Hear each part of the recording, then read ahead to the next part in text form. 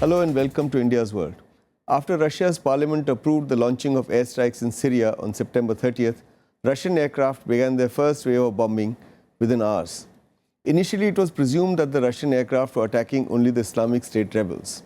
The US and its allies, however, claimed that the Russian airstrikes were aimed not at the Islamic State insurgents, but at those opposed to the regime of President Bashar al-Assad.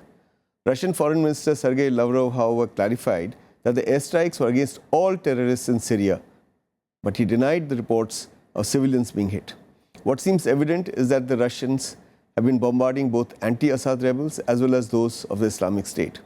To discuss the implications of Russian military intervention in Syria, we have with us three distinguished experts. We have with us Ambassador Kanwal Sibal, former Foreign Secretary of India, a formidable Foreign Service officer. He's been India's ambassador to Turkey, Egypt, France and Russia. Professor A.K. Pasha. Professor Pasha teaches at the Center for West Asian Studies at the School of International Studies, Jawaharlal Nehru University. Dr. Waeil Awwad, he's a very senior journalist based in India for more than 2.5 decades. He's Chief of South Asia Bureau of SANA, Syrian Arab News Agency. I welcome you gentlemen to this discussion. Ambassador Sibal, let me begin with you. Could you tell our viewers what are the major objectives of the Syrian airstrikes in Russia? Do Russia's objectives go beyond shoring up the Assad regime? Yes, I think the Russians have said so publicly that they want to stop the Islamic State and the extremists in Syria itself, because they know that next target is Caucasus in southern Russia itself. So they are not making any secret of this. There are a lot of Chechen fighters.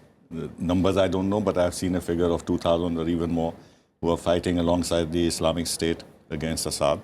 This is a potential danger for them. And Russia remains very suspicious that the Americans and the West are behind these extremists, and that there is a pattern to their policies, that they have been supporting these religious extremists to achieve their geopolitical ends in this region, from Afghanistan to Iraq to Libya and now Syria.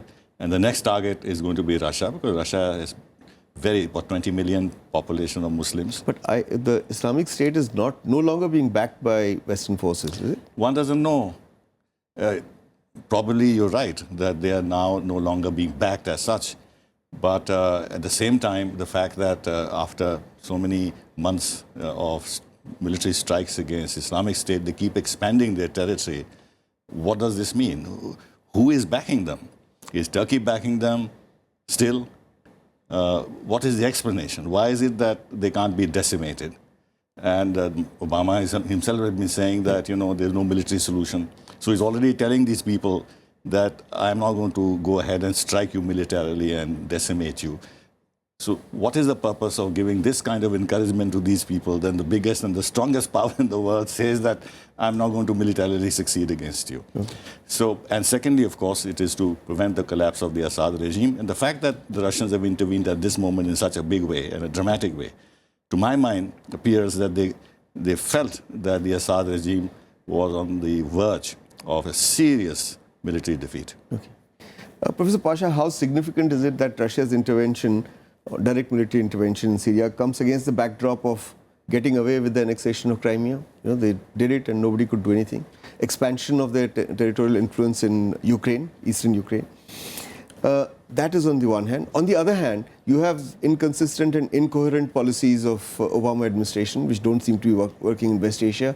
And Europe is caught up and is in a complete disarray because of the refugee crisis. Yes, the first thing we have to note is on the Ukraine issue, on the sanctions, Crimea issue, the Russians got the clue from the Germans and the division within the EU that they cannot do anything more than what they have done. Number two, they were waiting for the deal between Iran and the West. This has cleared the way for the third thing, which they were in the making for the last 6 months at least. My reading shows that they received the Israeli Prime Minister more than once. They received the Saudi Foreign Minister. They received the Iranian leaders, and Jawad Sharif was there. Then the Qatari leaders, President Erdogan of Turkey was there. So they understood the ground reality. And over the last 6 months, they were systematically planning this. It's not So that. are you saying you expected Russian military intervention of this kind in Syria? Yes, I did foresee because of two things. One is I was in Moscow some time back for the Waeil club meeting, and in the concluding session, it was a direct interaction with President Putin. And there, 3-4 of us, we did mention that this is not going to end very soon. And the ultimate objective, as we have been told, that it will take at least 30 years to wipe out the Islamic State. The agenda is more beyond Syria. Okay. So in that way, it was in the making that Russian response would be robust. Okay. Dr. Awwad, to what extent do you agree with Professor Pasha that Russian reassertion in Syria and Middle East also has to do with the signing of the Iran-US nuclear deal and the resurgence of Iran in the region? Well, I think it's partially, yes, it's true that there are Iran have influence and have a really dominant part in the Syrian affairs and in settling the stability of the region rather than instability. But let us look at the chronology of the crisis in the Arab world, which is inflicted by invasion, occupations, and then destruction, and then spreading and nourishing of radicalism. Look at the North African state, look what happened after the culmination of occupation of Iraq for 11 years, and then the American, you ask an American friend, he said, why are you going there? He said, we went by mistake. Then what did you do for 11 years? He will say, we were establishing democracy. And now what is the solution? He said, we are dividing Iraq.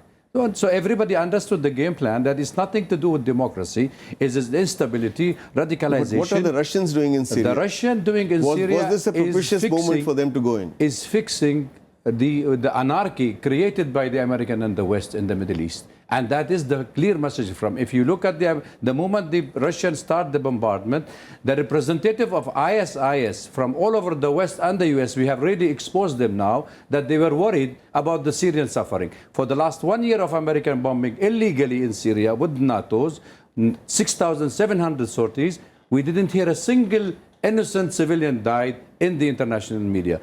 Now the Russian immediately, even before the bombing, the death of the innocents were there. So the Russian understood that the fall of Damascus, it meant that the fall of Moscow. It is also, they have the Bhushan school events, they have the Moscow theater events. They have also, the Russian understood that terrorism is not meant only for Syria. Next is Russia and Iran and China as well. So they've gone there to control terrorism. Absolutely. And if you are under the Article 7 of the UN Charter that you are supposed to go and fight terrorism, then join hand in fighting terrorism. You didn't go there to topple the Syrian government. It was a secular government elected by the people of Syria. Okay, all right. We need to take a break at this point. We'll be back again in a bit. Stay with us.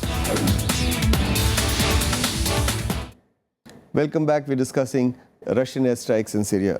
Ambassador Sibal, how fair is it to say for some commentators, as they've been doing, that Russian military involvement in Syria will bring in other regional players? Haven't other regional players already been there? I mean, US, UK, France are being supported by Turkey, Saudi Arabia and Qatar.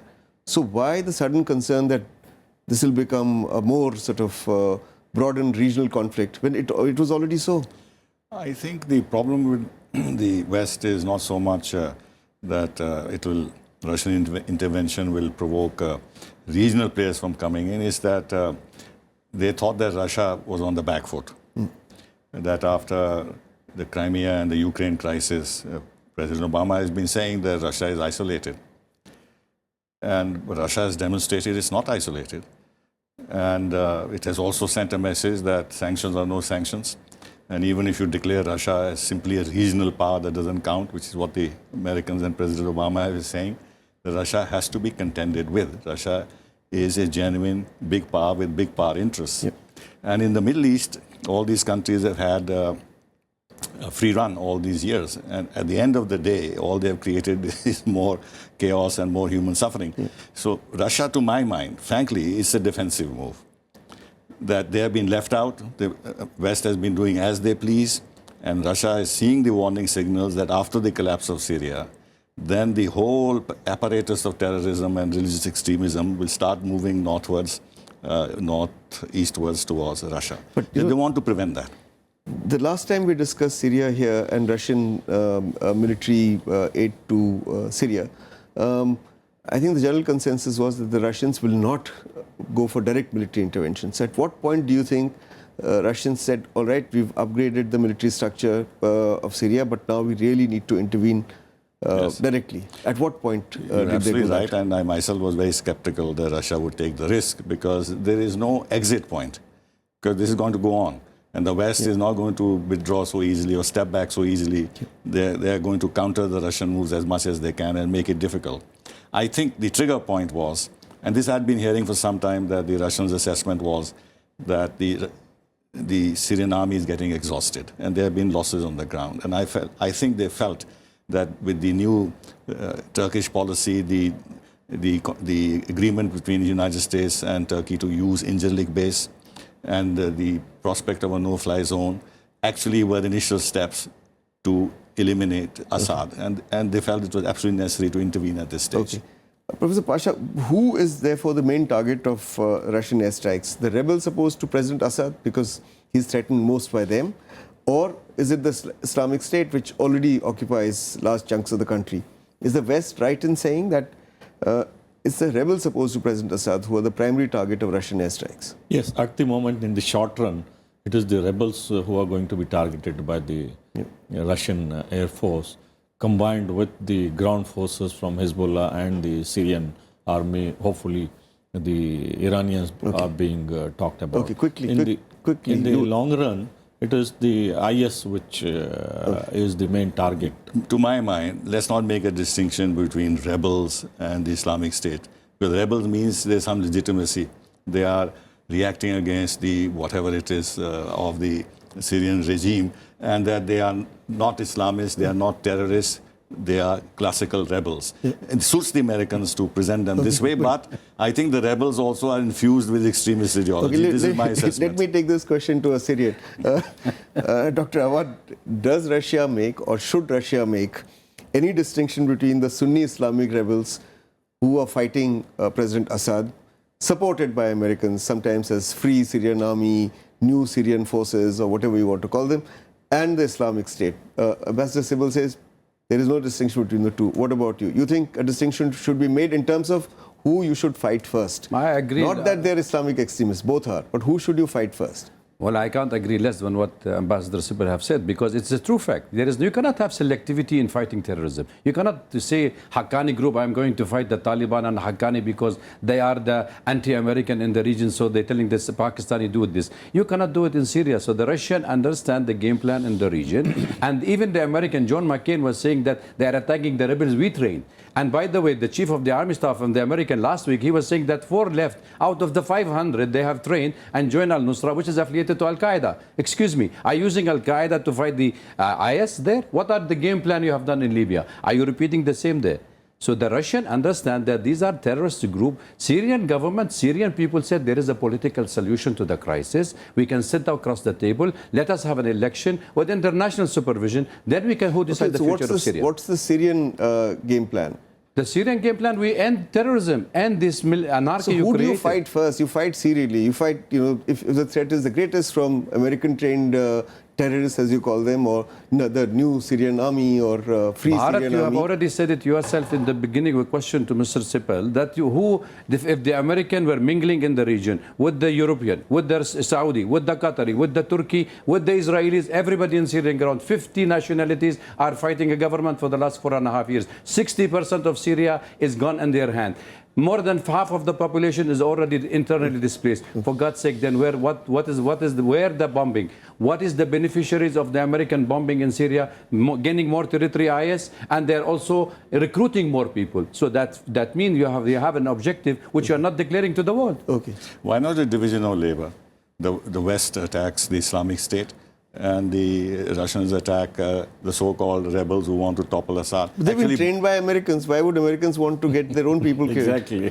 Why shouldn't Russia attack those people trained by the CIA and the Americans who want to topple Assad? They are good rebels. And Assad remains a legitimate head of government of Syria. Yeah. It is still the legitimate government. So the Russians are on fair ground, legal ground. I would reiterate that the immediate target of the Russian attacks would be to prevent the rebels from taking out the coastal areas, which are very crucial in terms of Russian presence in Tartus, then now in Latakia, and also the heartland of Bashar al-Assad. Most of the Alawite and other key strategic sectors are located.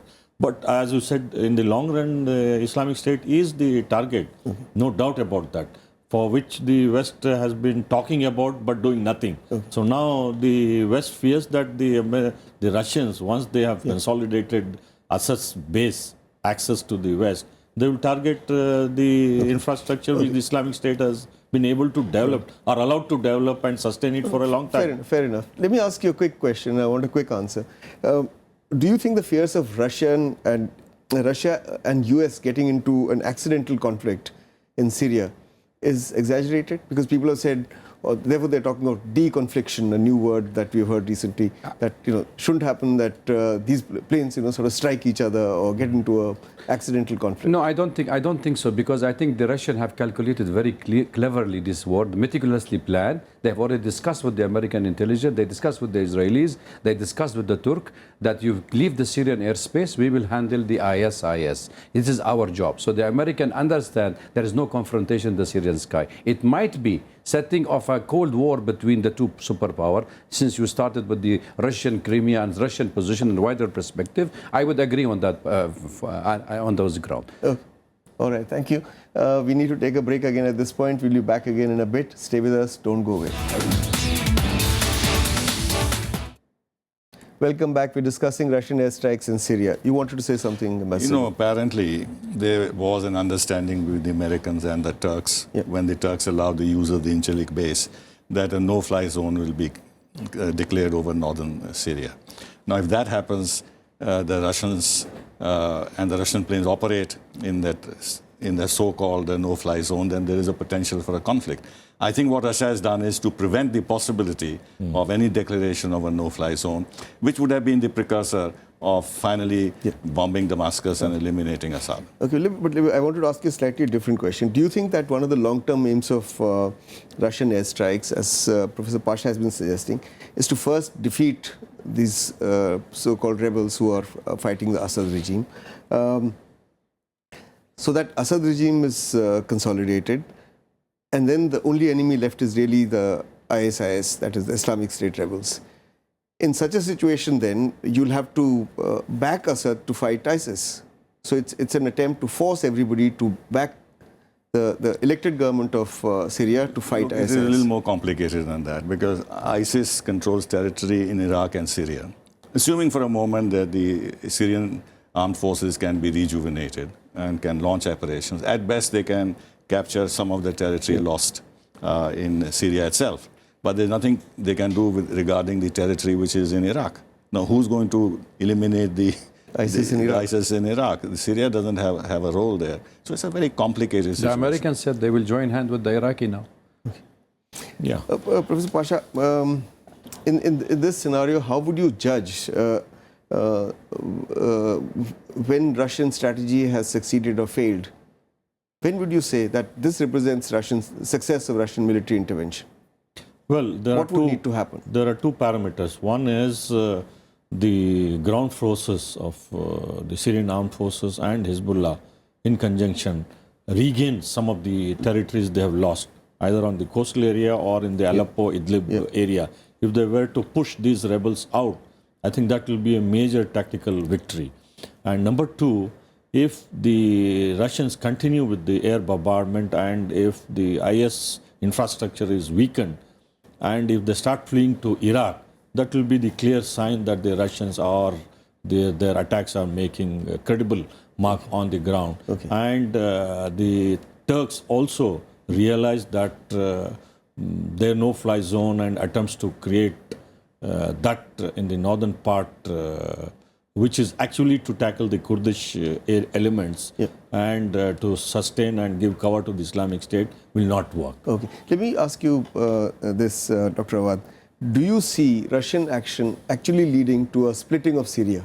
There are some strategic thinkers, particularly Israelis, who say that Russia is trying to secure a sort of Alawite mini-state controlled by Assad, which will be a solid strategic base of Russia in this region. They've done it in other parts, like in Abkhazia, South Ossetia, Donetsk People's Republic. Would you agree with them? Well, I think the Israelis have already made the plan by Yanon Audit in 1982, the Israeli century strategy for the 19th century. And he has already, if you go about it, you read it now, you will see the same thing they have said 32 years ago, that this is happening in Syria and the rest of the Arab world. The Israelis start thinking that what we will name Syria now, there is no more Syria, no more Iraq. And that is the attitude. That means you have already encouraging this kind, because Netanyahu has been supporting al-Nusra and has opened the hospital in Quneitra and occupied Golan, where he is treating them. What Syria, let me assure you here, and this from our ground forces, from what we are getting the feedback from Syria. The Russian wouldn't have go and bitten their finger again that they have done in Afghanistan. They are not dragged into the Syrian quagmire for just loss of life. No. They have gone with the plan, within contingency plan, 3 to 4 months, which they will give you the result on the ground that this IS phenomenon will be defeated. They are bombarding these places. They are bombarding the storage of the arm which have been siphoned from Libya, from Turkey, from the Saudis' money and the Qataris, and they're bombarding it. And the Syrian army, along with the other national resistance of Lebanon, will be joining hand in filling the vacuums. This is one part of that. There is no question of division of Syria. In contrary, the Russian involvement is to protect Syrian integrity, and that is what their main aim. Why they are supporting a legitimate government and let me ask you this. Do you think all these actions of Russia, US will actually lead to a division of Syria, a stable Syria under President Assad, but a moth-eaten Syria under Russian influence, and an area which is under various kinds of rebel control? As of now, I would sympathize with what Dr. Awwad is saying, and would share his hope that well, he's a Syrian. I also Syria share his hope. But realistically, united, what doubtful. do you have to say? I'm doubtful. Because if Russia really succeeds, it will be a huge diplomatic success and political success, and Russia would have come back very strongly on the international arena. And this, the Americans and the West are not going to accept. So they're going to find ways and means of checkmating Russia. And the end result, I think, would simply be that Assad government will endure, and maybe in terms of territory, he would have more control over certain parts of Syria. But to imagine that Syria can actually be united and Assad can rule the whole of Syria, to my mind, is unlikely, because it will require a political solution with the Americans and the West and Israel and Turkey and the Arab states joining in. I can't see that happening given the kind of position they have taken. So this whole business about transition and having ultimately a political solution looks all right on paper, looks sensible, but working it out will be very difficult. Okay, Professor Pasha, if this thing is unworkable on the ground and we can see it, then Russians can also see it. So therefore, can one say that this is merely an attempt by Putin to sort of reassert Russia's role as a superpower, as a player in the international arena, somebody who can stare the US in the face and hold a mirror to the US and say, look, this is what you've done, this is the mess you've created in the Middle East, that your policies are incoherent, confused? Yes, I think the Americans and the West thought Russia is finished, and that they have been able to put Russia in the box. And Putin has really dared that it is not so the case, especially in the context of what Lavrov mentioned in his speech at the UN and also in the press conference soon after, very elaborate, that the Chinese also share our view on terrorism. Okay. So in that way, even if they consolidate Assad's hold on the coastal area, if there is pressure on the IS, they will withdraw into Iraq. So, and the Kurdish factor is already there. The Kurds want to have their own autonomous region like the Iraqi Kurds are. So in that way, the coastal and the western part of Syria would be consolidated, and the east would be virtually lawless under the control of the Kurds and the Islamic State. Let's not look too much. Let's not do too much crystal gazing. Let's see how the situation unfolds. No, that is what you speculated. Whether a united Syria would remain. I know. What I'm saying is the western part would be consolidated, and the Islamic State, if they are under pressure, they would go to the Iraqi. Okay. Dr. Awwad, now my last question to you. Do you think that Russian intervention in Syria may actually precipitate a multilateral dialogue for peaceful political transition in Syria? Because initially after the Syrian attacks, US Secretary of State John Kerry suggested that. He says this will force us to ask how to deal with the Syrian question. Do you think they'll sit together and have a dialogue on peaceful political transition that people have been hinting at? I thank you for sympathizing with me, all of you. But the fact of the matter is that the Russians have already initiated the diplomatic, the Geneva 1, Geneva 2. It is already taken by the Russian forward. Even they have invited the Syrian opposition. Here, there are two issues here. One is to defeat terrorism. Second is the political solution to Syria. Political solution to Syria will have to be a part of the solution. There is no military solution to the crisis. We paying the price as a Syrian blood is being shed on the ground. And secondly, everybody in Syria wanted a political solution. We don't want the war.